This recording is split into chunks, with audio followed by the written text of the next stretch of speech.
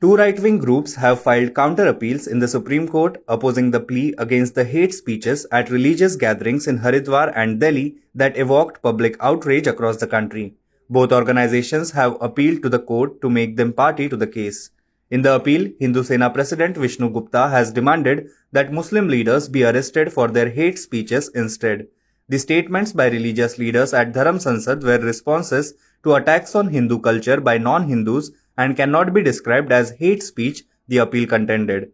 Moving on to the next news, India's daily COVID curve showed marginal improvement today as the country reported 3.33 lakh cases, which is marginally lower than yesterday. With a tally of 3.91 crore cases, India is the second worst hit country after the US.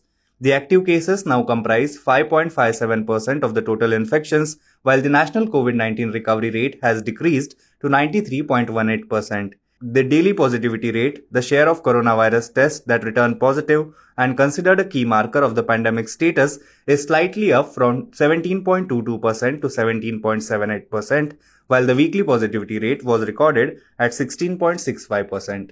Moving on to the next news, the government has chosen to omit "Abide with Me," the solemn hymn that signaled the conclusion of the beating retreat ceremony, a centuries-old military tradition that in war marked the end of fighting for the day, with soldiers sheathing arms and withdrawing from the battlefield.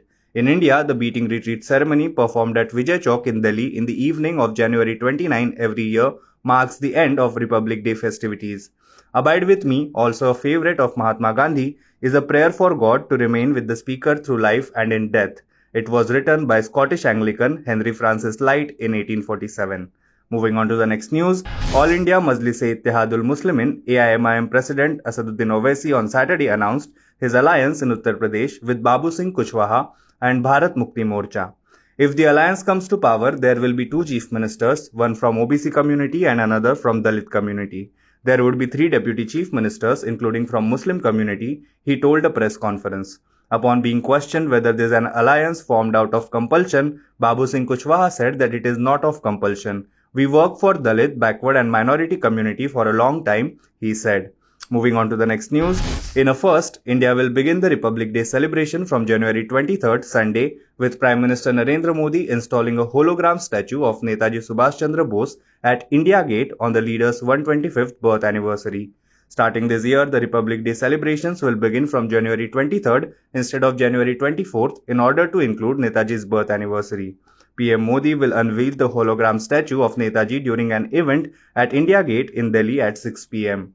The 28 feet long hologram statue will be installed under a canopy which used to have a statue of King George V that was removed in 1968.